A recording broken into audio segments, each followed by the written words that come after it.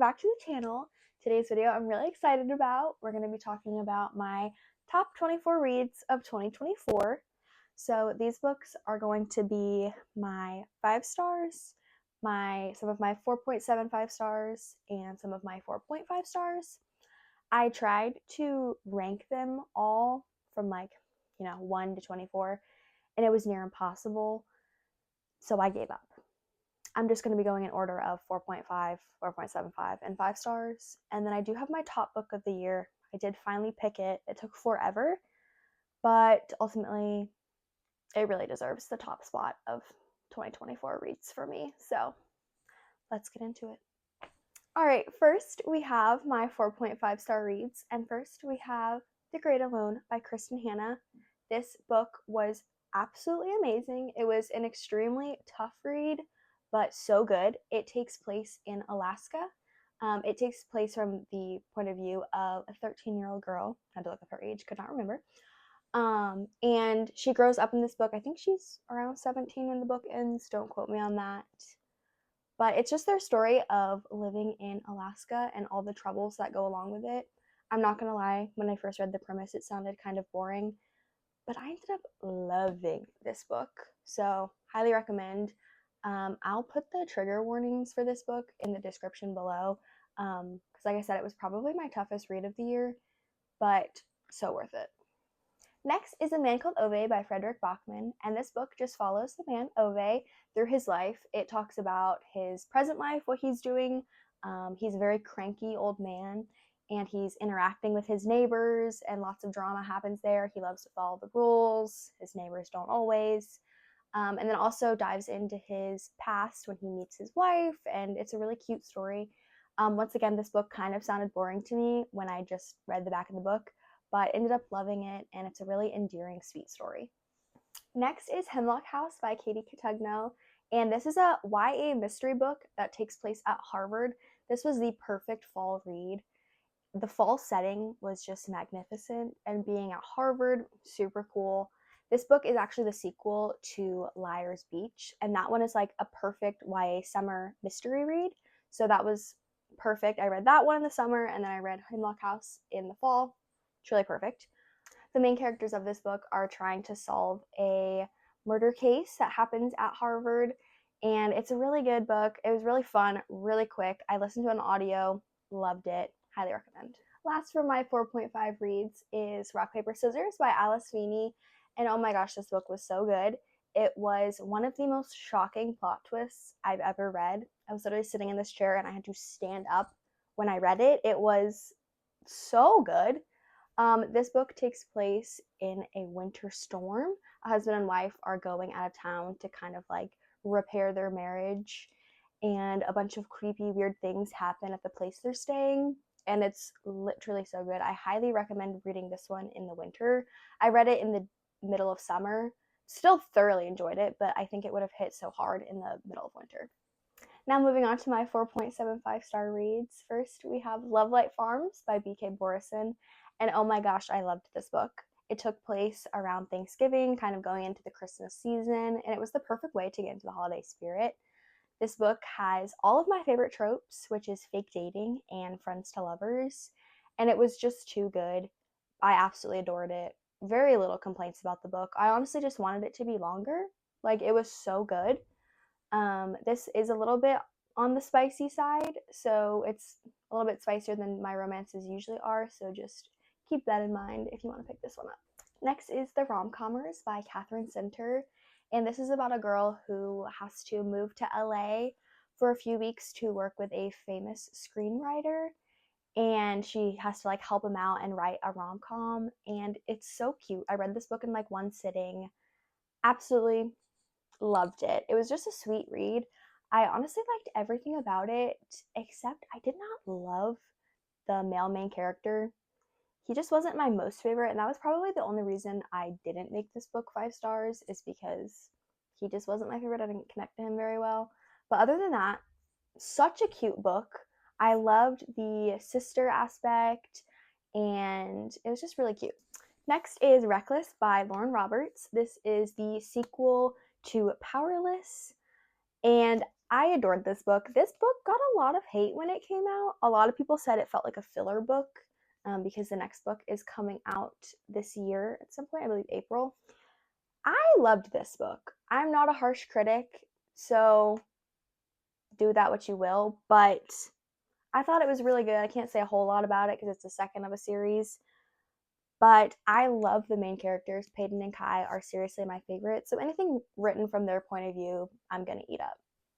Then we have Funny Story by Emily Henry, and I'm obsessed with Emily Henry. She can do no wrong. I will love every single thing she ever writes. She could write her grocery list, and I would love it. This book takes place between the main characters, Daphne and Miles, and they end up moving in together because their partners end up getting together.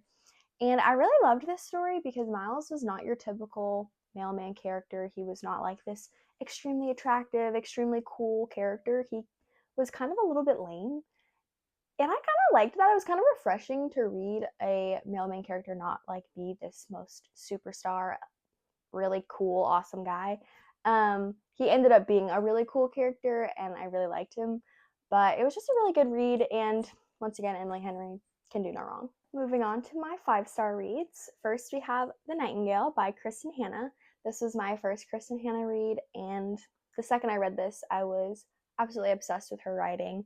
This book takes place between two sisters during World War II, and they live very different lives during World War II.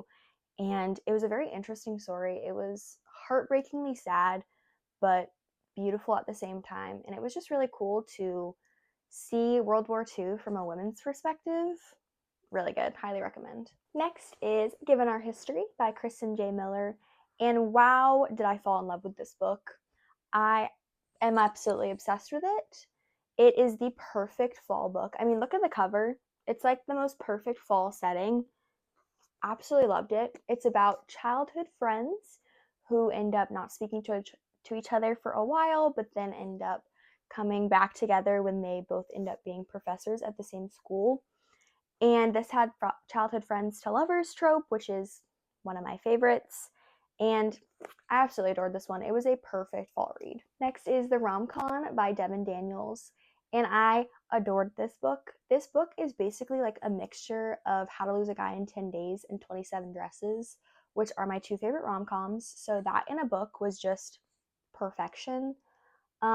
It's basically, as it sounds, those two movies combined. So the main character is writing an article about how to like get a man, and she kind of cons him a little bit, but it ends up being so cute, and absolutely obsessed with it. Next is Past, Present, Future by Rachel Lynn Solomon, and this book is the sequel to Today, Tonight, and Tomorrow, and I loved this book.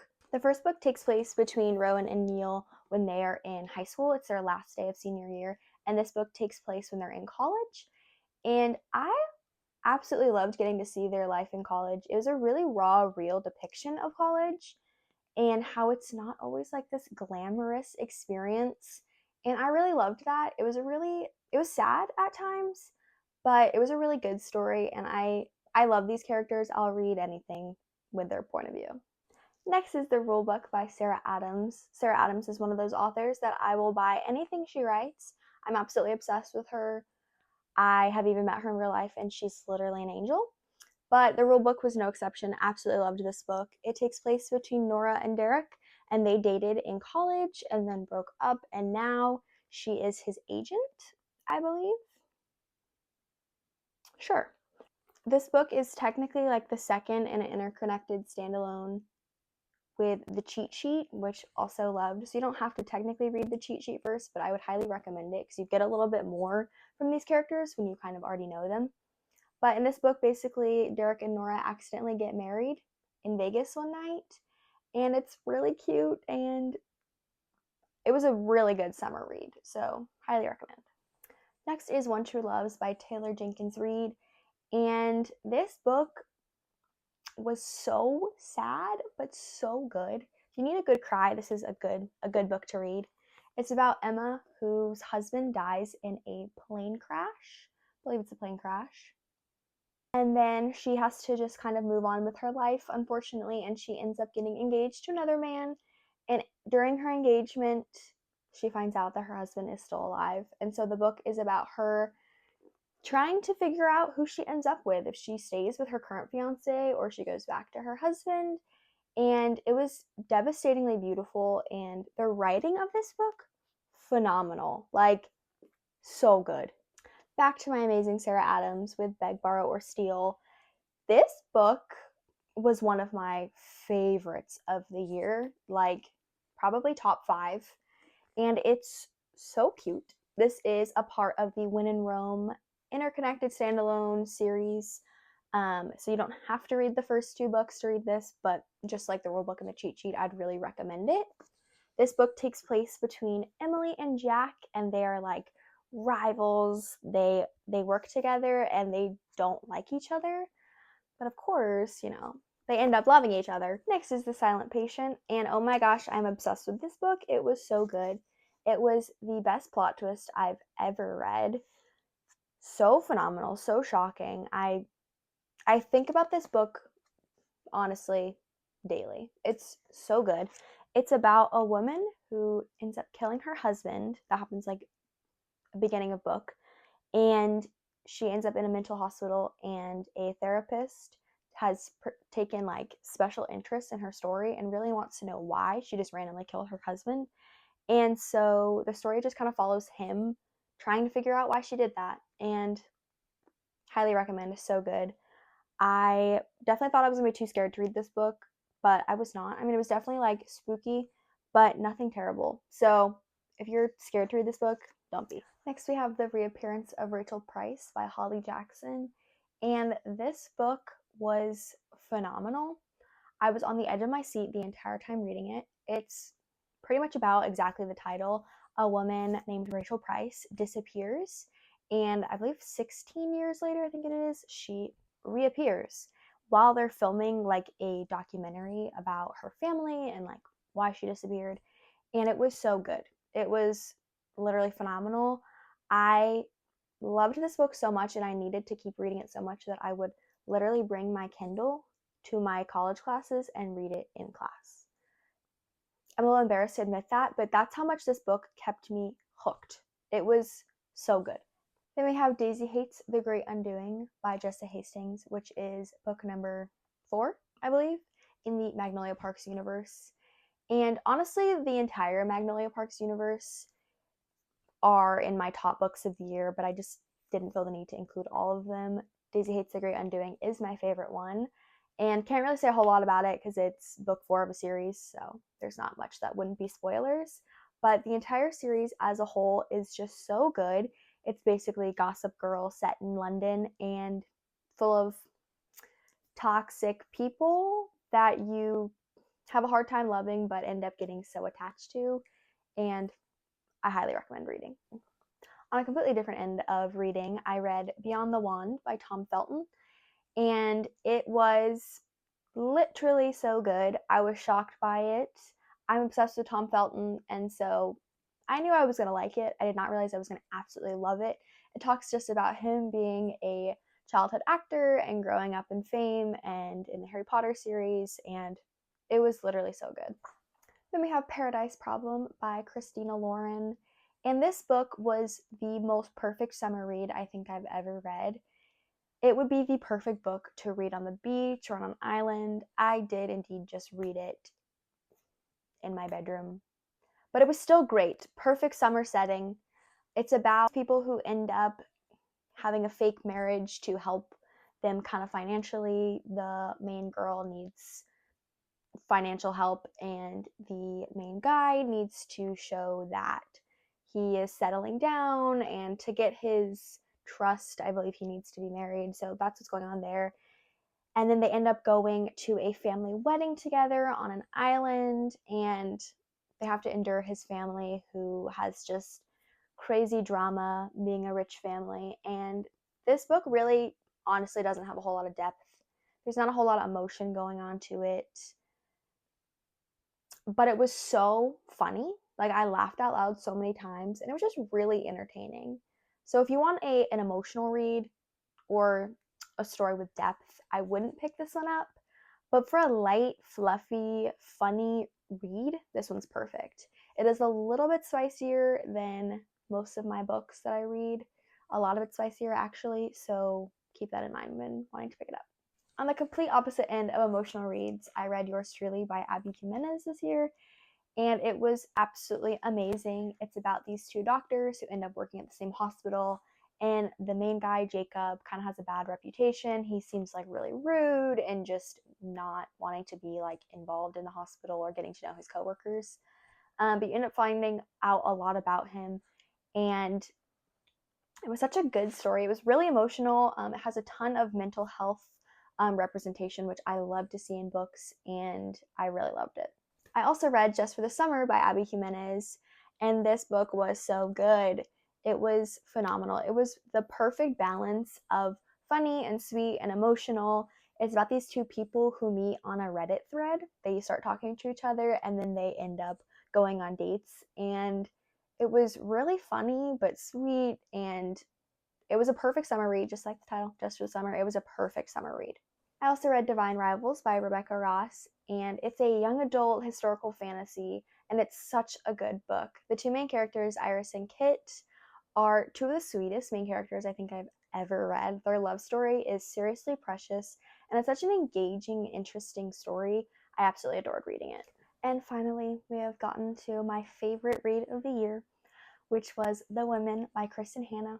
This takes place during the Vietnam War, and it was a heartbreakingly beautiful story. It follows Frankie as she goes into the war as a nurse and serves, and what her life looks like there, and the tragedies and the heartbreak she goes through. And then it also covers when she comes back from the war and the continuation of her heartbreak and troubles. And it was really a raw story, and I didn't honestly know a whole lot about this war, but this book made me want to dive in and learn so much about it, which I really thought was a cool aspect of this book.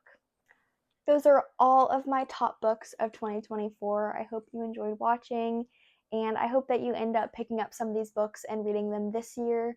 But if you've read any of them before, please let me know so we can talk about them, because as you probably know, talking about books is my favorite thing.